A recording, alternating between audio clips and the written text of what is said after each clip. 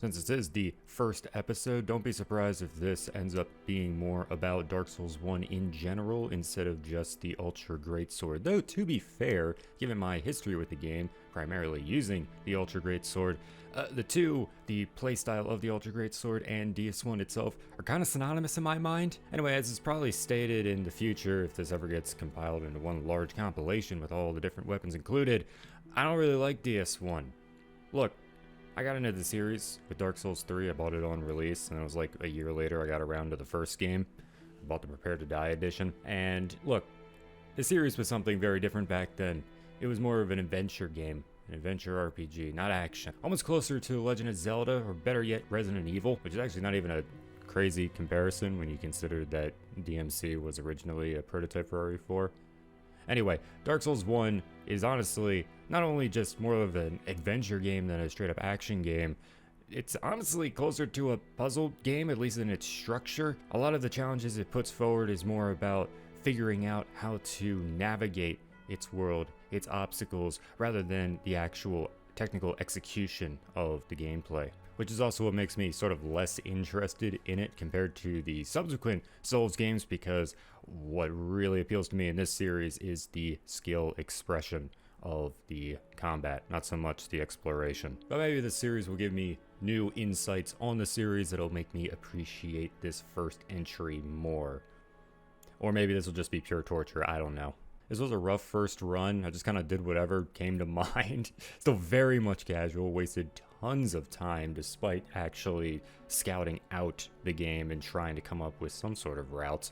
Clearly I didn't stick to that with the amount of times I went back to the Northern Undead Asylum, but yeah, in theory, this should be less than 10 hours per run, getting much faster. Hell, maybe by the end of the series I'll have my DS1 playtime around my DS3 playtime.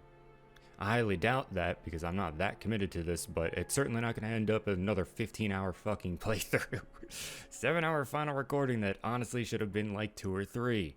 Looking at the pace notes, which I probably have on screen, most of it you can probably just intuit with game knowledge if you yourself are familiar with the game. I don't know if I like Dark Souls 1 enough to justify my reasoning behind all of this, but the main standout will be the sort of breakpoints that I'm aiming for with upgrading my weapons. Whenabouts I want to do certain bits of content, like probably the most standout one would be Pinwheel, which is at the top because you can kind of be done whenever in the early game. I think you're intended to start attempting him after unlocking the Parish Firelink shortcut. You could also wait till after the second Bell of Awakening when you're more likely to have both Green Titanite and the Divine Ember, and doing it before entering Sen's Fortress. But you also can just go immediately out the gate depending on your weapon matchup. Obviously summons are banned here, so I can't exactly rely on Paladin Leroy to carry me, but it is possible, and I've done it with multiple different weapons, fighting Pinwheel immediately. It's just kind of a pain in the ass, so I don't usually. The large Divine Ember is also on there, but I really suck at navigating Tomb of the Giants without light, so it's unlikely that most playthroughs will get that early. Part of my issue is I still really struggle to visualize DS1's world. Like, I know roughly where everything is, all the levels, kind of how they interconnect, but man, I still get so turned around in Darkroot, and I always struggle to make my way back to Valley of the Drakes and New Londo and all that shit. A lot of just random walking around embodied this playthrough. So much random walking around because I couldn't find myself. I can't even find myself in the goddamn warp menu. I'm looking at these names and I'm struggling in my fucking 8 brain to figure out where this is actually going to take me to and whether or not that's where I need to go. When I said earlier I got the Prepare to Die edition and played through that initially, I beat the game maybe like a half dozen times. Yeah, that was the last time I really played Dark Souls 1 substantially. Last year I went back and played through it with the Katana, just as a follow-up to the DS3 playthrough, which itself was a follow-up to Weapon Percent. I won't lie to you, I don't really remember anything from that playthrough aside from the Katana being pretty good, but a lot of little details about the best ways to navigate Lordran has escaped my brain. Also, a lot of the individual mechanics unique to Dark Souls 1, like how you can light a bonfire, but that's not actually going to set your spawn. So, I also made a lot of mistakes and wasted time forgetting to actually rest after warping and then dying and then having to warp again. Not fun. Bloating playtime further was just how much grinding I did. I'm tempted to call it unnecessary, but it's not like I didn't benefit from it. I do like taking the Isolus shortcut. It completely eliminates the need to be swapping to the orange shard ring. Was it worth the 30 humanity necessary? Well, I mean, considering I only had to grind out an extra 10, it really wasn't that bad. Maybe only like 30 minutes of rat killing, but then again, it's 30 minutes of rat killing just for the sunlight maggot to use in Tomb of the Giants as well. And of course, I want to do that before going into Tomb of the Giants. That way I can explore that area, upgrade my divine weapon, and then have more magic damage for Centipede Demon, because he's weirdly like the only enemy expressly weak to magic. Never got Gold Serpent though. No, that would be too much of a time sink to go get that in Sen's Fortunes, since I didn't get it on my first path. I did use 10 soft humanity and then just kind of used the rest of the humanity while grinding. That way I knew how much I needed left. It was a bit risky, I suppose, since I was getting poisoned frequently, but it's fine. It all worked out. I did get Silver Serpent. Need to burn that location in my memory. Always nice to have, because if I remember correctly, you don't really get to that high of a level in Dark Souls 1, so if I'm going for a very specific build with very specific requirements, like you kind of need for an Ultra Greatsword, then it is helpful to kind of power level, which is also why I was doing a bunch of grinding in Ariamis that, again, I probably didn't need to do to succeed, but some part of me just wanted to push this build to its limits. I don't know why. Maybe it's just because I haven't played the game in a while. I also need to burn into memory the location of the White Titanite chunk in the Great Hollow, because it's in a very weird spot, and I'm surprised I even found it without actually looking up a guide. Upgrade materials as a whole are highly dependent on enemy drops and getting lucky. I was not super lucky with Titanite chunk drops. Took forever to get them from the fucking bone towers, probably because I didn't get Gold Serpent. But I was really lucky with large Titanite shards. Wish I was that lucky with green shards, because I had to buy a bunch from the giant blacksmith. But whatever, I'll take an early plus 10 physical weapon. Would have been nice if those slugs actually gave me green Titanite, considering that it lines up pretty well when you can get your secondary Ultra Greatsword. There aren't too many options unless you want to farm, which I did plenty of farming already. I shouldn't have done any extra. So your best bet is going to be the Greatsword, you know, the Gut Sword. Initially, I was going to aim for the one in Anor Londo that you can just pick up, but I was like, I have the souls and I could just buy it from the guy in Sen's Fortress, and he's also the one who's selling Titanite shards that I need. So it's pretty convenient to have them both here at the same time. Don't need the stat requirements for it. That's a problem with this class, really, with any heavyweight, is the amount of strength you need to dump at the start. That's what's nice about the Zweihander, it being right at the start of the game and only taking a couple levels. I mean, it is kind of frustrating that you need like only 10 more souls, but you have to make a costly detour because walking in this game is so fucking slow. Whatever. It's still relatively easy to two-hand, which I spent most of the playthrough doing. But actually lining up the divine infusion is still kind of up in the air. I'm unsure if I want to swap to occult at any point, just have the divine infusion for whenever I do Tomb of the Giants and of course Centipede Demon. But the problem is that divine has higher magic and lower physical, meanwhile occult has higher physical and lower magic. The problem is the only occult weak enemies that you find are in the main game, and the entire main game is weak to magic, and you would want higher physical for the DLC because the entire DLC is weak to physical and highly resistant to magic. But the problem is occult just has lower damage in general, which is supposed to be compensated by the occult auxiliary effect that isn't actually going to take effect in the DLC. So what the fuck's the point? Really, the only matchup that would make any kind of sense would be Ornstein, but not only do you have to make a pretty significant detour back to Firelink, to the Northern Undead Asylum to get the Peculiar Doll, then go back to Anor Londo to do Ariamis. Well, I mean, that's kind of in sequence, but probably when I should be doing it for fairness sake. But then you gotta get the Occult Ember, have the White Tit from the Great Hollow, or if you get lucky, blindly running through Tomb of the Giants, then ascend it and come all the way back. It's just a fucking mess. And I don't even know if it'd be better, because again, Ornstein's weak to magic, which I do less of with an Occult Effusion, and it's only like a 10% auxiliary effect. I don't get it. Regardless of whether I go Divine or Occult, I should probably just avoid grinding White Titanite. It is a pretty significant time sink, and it's not really worth it since it's only good for like 2-ish encounters. I mean, Nito's not even weak to the magic or the divine effect from my knowledge.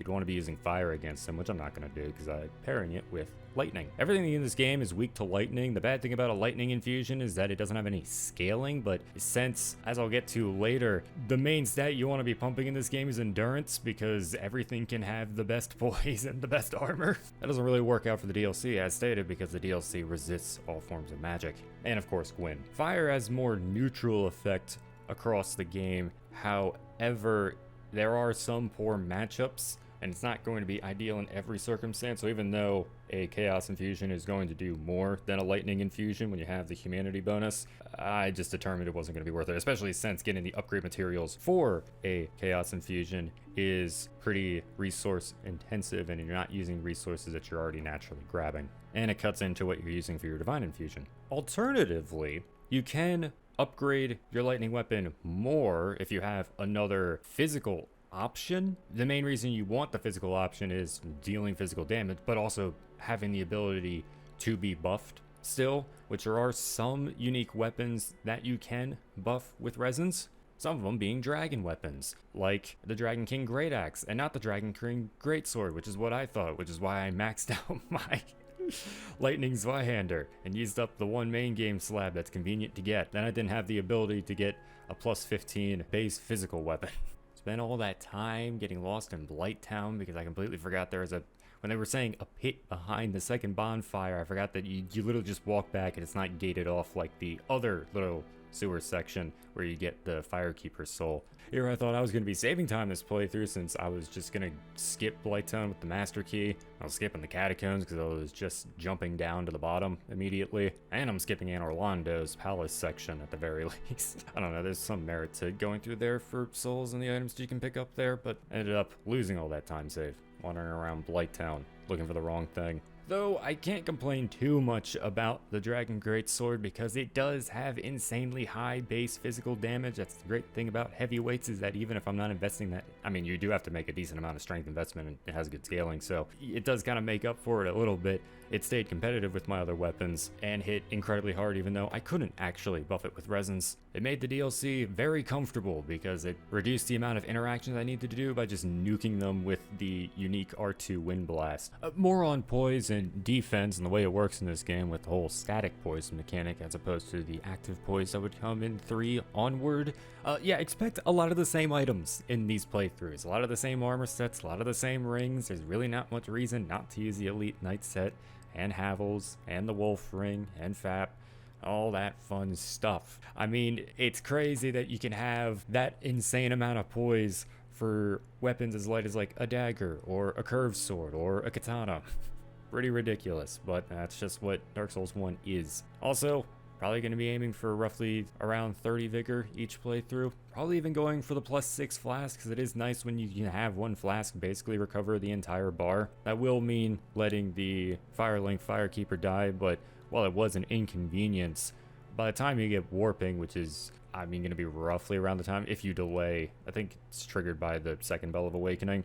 If you delay it like I did, then it's not all that taxing to do, and really Undead Parish is the main crossroads you're going to be using for most of the playthrough regardless, so losing that main bonfire isn't the biggest deal. And getting an extra Firekeeper soul is nice, and totally not an obvious mistake that I made because I wasn't paying attention. I forgot to deal with Lautrec. With that being said, it's not like I'm just going to exclusively use the same armor set all the time. This game is kind of insufferable to walk around at the medium weight tier, and I'm definitely not going to be fat rolling, even though the roll isn't super dependable because of the odd frame data. This game is clunky. That's the primary reason why I compared it to Resident Evil at the start. The game's sluggish animations are meant to make you move very intentionally, try to navigate very intentionally, and mid-rolling almost feels as bad as fat rolling in the subsequent games, I'm not gonna lie. Though, again, the real issue is just how it impacts walk speed, which is interesting. There were plenty of points where I'd swap off armor just so I'd be walking quicker, like walking back to Gwyn. I'd swap off my armor just so I'm moving quicker than just quit out in front of the fog gate and put on my actual gear, which was mid-rolling, because I was just gonna face tank him. There's a lot of bosses that are kind of difficult in this game, and are made a lot easier by just standing directly in front of them, like 4 kings. Dark Souls 1 is weird like that. I don't know if I like it. Of course, I had other reasons for wanting to stick on my giant's armor and my giant dad mask, which felt like the destined build, fatal line to give me not just the initial pinwheel drop, the Mask of the Father, but 2 other pinwheel drops in Tomb of the Giants also gave me the same mask. It was meant to be. It was meant to be. Though it was kind of rough because usually if you're going to do the giant dad build, you're just sticking to the Zweihander. If you're actually trying to use a divine weapon for skeletons, then you're going to have to use the Greatsword, which not only takes more strength, but it also weighs more, which means even more endurance. Not to mention, I was also going for the Dragon Greatsword, so I needed 34 strength as opposed to the 16. It's a lot more levels. A lot more levels that I wasn't putting into endurance immediately, so it took a while. It was only at the very end I actually got the build going as God intended. Well, minus Pyromancy Flame, obviously. I had to grind out just 1 extra level because I was that close to 200 weight. You need 66 for the build. And I think it's like, oh god, it's been so many years, but I think if you get it up past 80, you can actually just take off FAP and put the Dark Wood Grain flip. Instead, you can make the giant dad flip because you can just have all the best options on at once in this game because Dark Souls 1 lets you get that powerful for some reason. It's neat to have that sense of progression, but I don't know. It is a far cry from subsequent games in the series that don't have such a clear best in slot option, truly. I mean, Lloyd's is always great, but you get the point. But since I kept that lightning Zweihander by mistake, I wasn't able to use it against Gwyn because he highly resists lightning because it's kind of his element. Being able to fast roll against him was not going to be an option if I also wanted to shield on at the same time with all my giant armor. Another reason why I just said fuck it and was mid-rolling because I wasn't even going to be rolling in too much. Or at least that's what I thought. I just wanted a funny style kill with the Dragon Greatsword. But Gwyn kept killing me, ended up wasting all the Elizabeth mushrooms. No tracking on it, you just stutter step right on past him. And even when it did land, I never even got the double hit. It is not a good matchup against him, that weapon. Now normally, that stutter step that the heavy attack has is very helpful because it lets you close in. It compensates the wind up similar to how the running R1 closes in quick, which is really good after a backstep too. Look, giant swords are unwieldy. The thrust on the gut sword is nice in the way that it can extend sort of beyond your reach, also getting the different damage type, which you can get the counter damage. There's a long wind up, enemies are going to be coming at you, attacking, then you interrupt them with that, exploit different weaknesses. It does take a bit more intentionality and better spacing than just that stutter step as it moves you forward, extending the reach of your sword instead of just purely relying on the reach of that sword. Rolling poke also has the same idea, but it's a lot more finicky and technical because you have to get the exact DI correct outside of a roll, and it's better to not lock on for that because the tracking in this game is not, again, it's meant to be cumbersome. It's meant to limit you to very specific movement directions, especially when locked on. It takes a great deal of finesse to aim this weapon, but if you do it, and if you get far enough into your animations, or wait, that's not true. God damn it. I'm so DS3 brain. I'm still thinking about active poise. As long as you have poise and you swing, you should be fine. But then again, I don't know. The poise in this game can be so weird because you still can get stunned by certain enemy types that just seem to do, well, it's not even that they do insane amounts of poise damage. It's more that they have kick-esque attacks that are meant to break guard, break poise. Hollows do that especially. So it's not uncommon even with heavy armor, even with a heavy weapon, that you still get kind of knocked around. So really you're just trying to wait till your windup goes through and your attack becomes the hitboxes become active and you kill whatever is in the way or stun them with your higher poise damage out of a heavy weight. Still, even with all the poise going for it, all the poise that you can stack on top of it, and the sheer size and momentum of the weapon, it is often too slow to counter, either because it gets interrupted by those kick-esque attacks or because, well, you're just too damn slow. They move out of the way. Again, you need to be intentional in how you aim this giant unwieldy sword. And god, if you don't even have the armor like early game to compensate ultras, forget about it. You're not going to get anything done with an ultra great sword. Wolfering is like required to get this build going. Though the issues of stun and stagger go both ways. If you look at Chester, I mean, he literally did not get a chance to be actionable.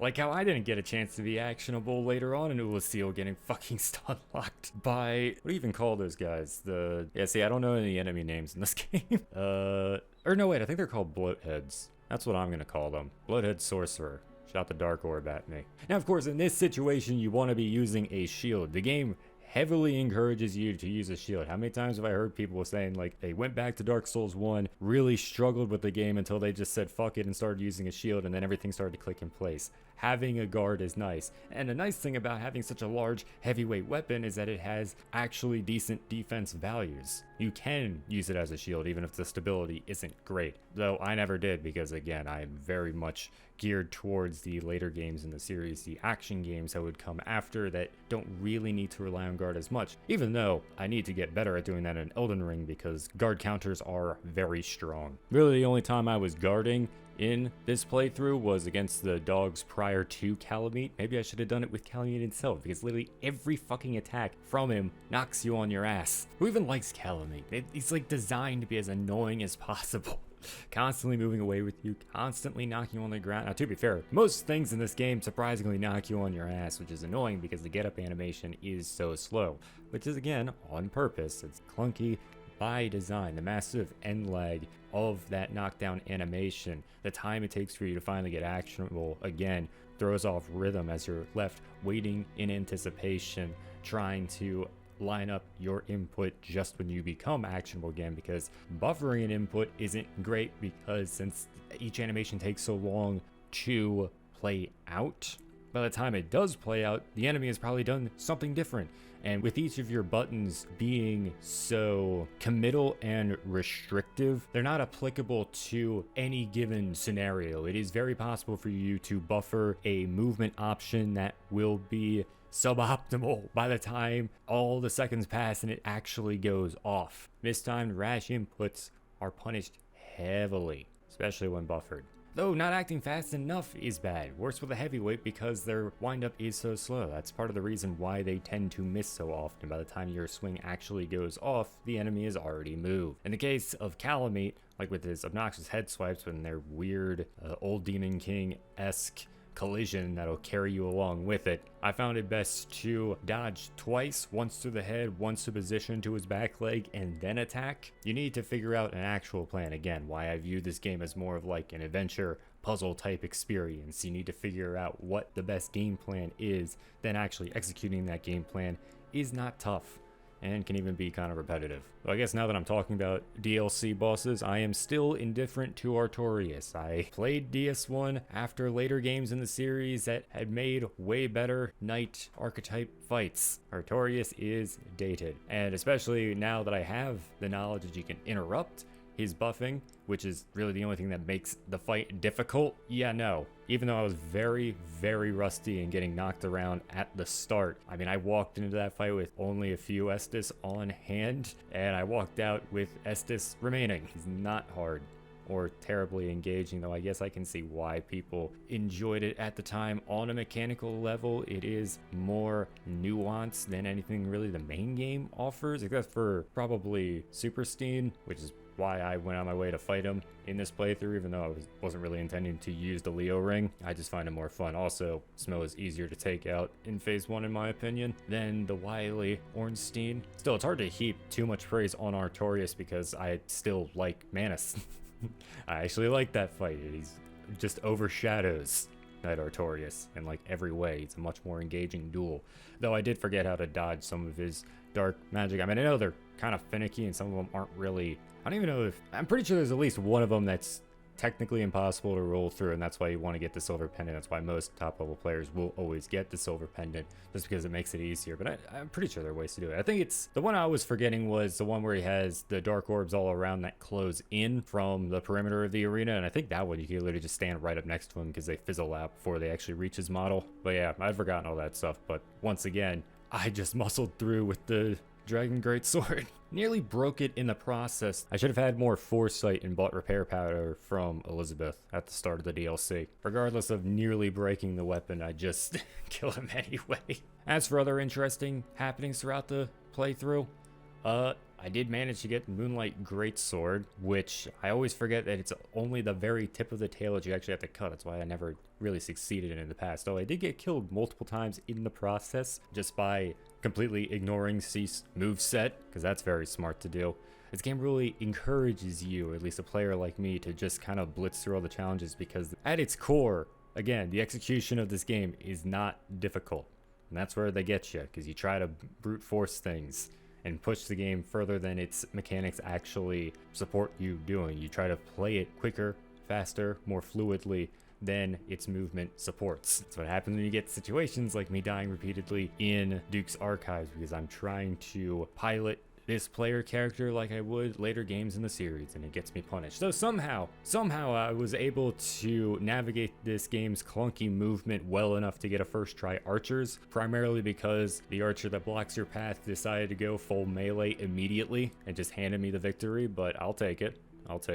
My movement skills were clearly lacking for Bed of Chaos, because I have 100% forgotten how to do that fight. Definitely don't knock out the left orb first. Do the right one first. Or maybe the left one's going to be equally terrible. I mean, the fight is generally terrible. I had no idea what I was doing and died multiple times.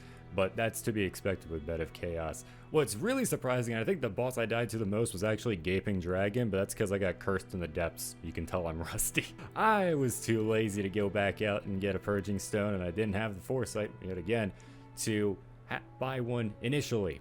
To be fair, they're kind of expensive early game, but still. I was trying to go for that tail cut again because it makes the boss way easier. Not that he's all that difficult to begin with, but he is pretty tough when you get one shot. I never like playing these games when you get one shot, because my gameplay isn't that clean, generally speaking. Cutting the tail means you're basically completely safe if you're behind him, instead of having to deal with the obnoxious tail hitboxes of this game. But I think, like Seath, you need to be cutting more around the tip of the tail or the midway point than what I was doing. I succeeded in the first attempt and got the Dragon King Great Axe, but I wasn't able to replicate it, and I kept getting myself killed by trying to do it again. When I stopped doing that and just fought him normally, it went fine. Finally got through that, left, cured my curse. The moral of the story, though, is to remember that sliding section in the depths. You hold all the way to the left and then you can skip the entire area. I held all the way to the right and fell in amongst the basilisks and died. Overall, I suspect the Ultra Greatswords makes DS1 feel more